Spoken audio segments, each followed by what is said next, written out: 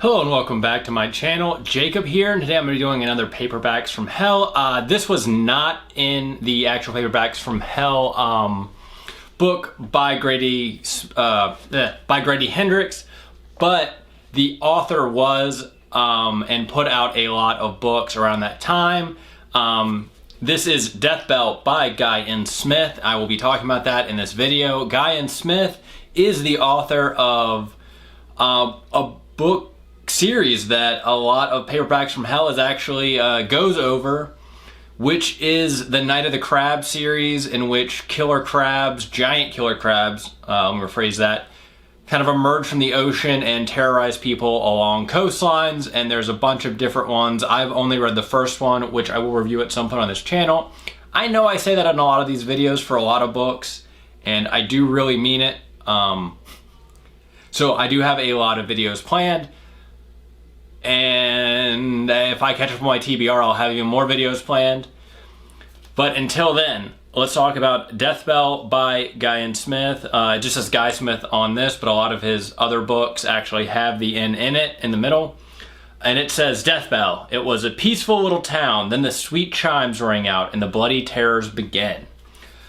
So that's exactly what this book is about. Basically, there is a ginormous bell that was made by a bunch of satanic monks that drives people mad when it's played. The book does kind of jump all over the place, and it says on the back, mysterious newcomers have arrived, and in the town's crumbling chapel belfry, an ornate oriental bell now hangs, and when it tolls across the valley, monstrous events occur.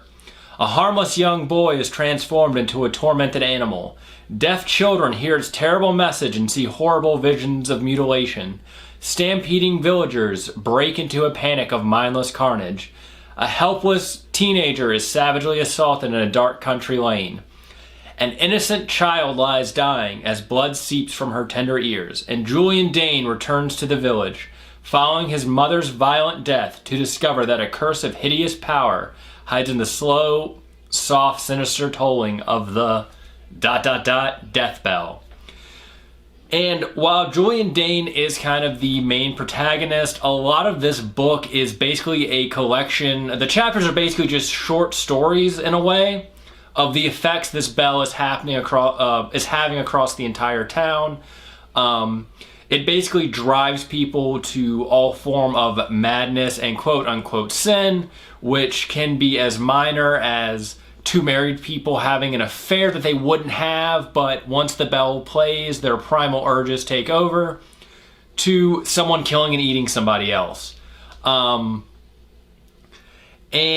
while it does talk about the cult that made the bell, it's basically described as like these Franciscan monks that have cut their ears off, which I don't think cutting off your earlobe actually makes you deaf. I think you actually have to puncture the earlobe, but I am not a doctor or a medical professional in any way, shape, or form, so I don't know if that's exactly true.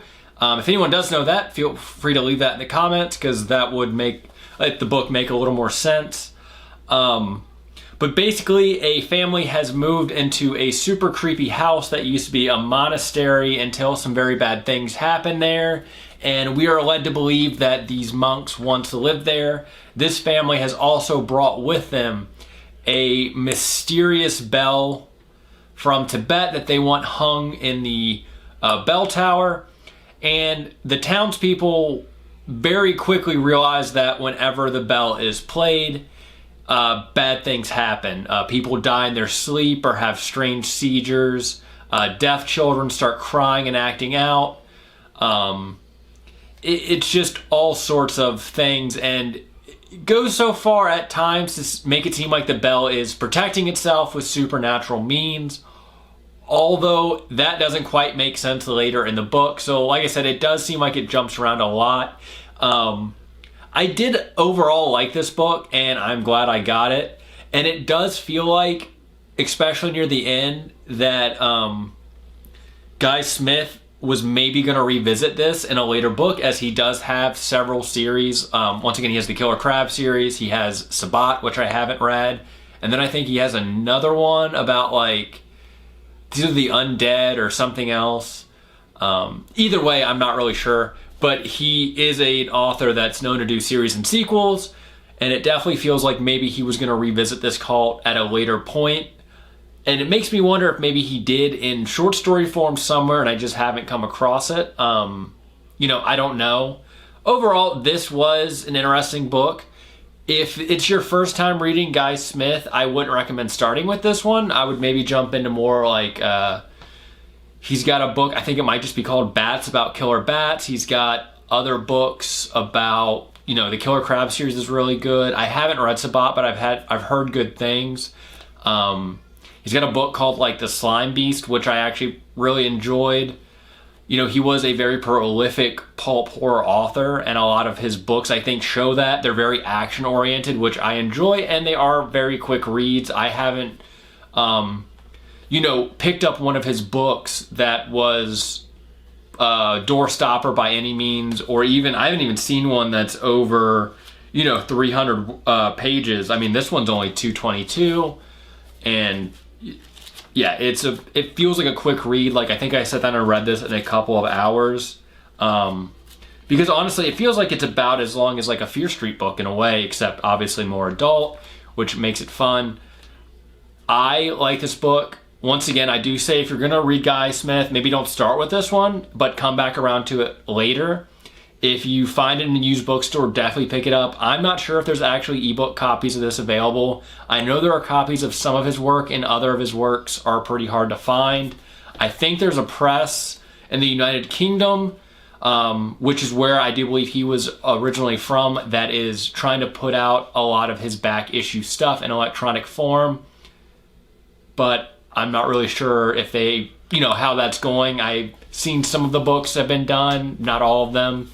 But if I can track down an ebook version or a buy link to this book in any form, I will try to put it in the show notes. But yeah, if you come across this, read it. If you can read another Guy Smith book first, read that first and then read this later.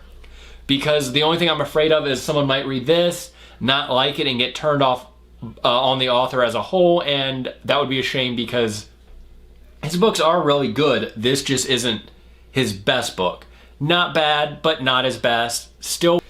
But yeah, I mean, that's really all I have to say about that. And, you know, if you enjoyed this video, if you like this book, didn't like this book, know where to get more Guy Smith books, please comment below. If you enjoyed this video, please like and subscribe. And until next time, I'll see you guys later.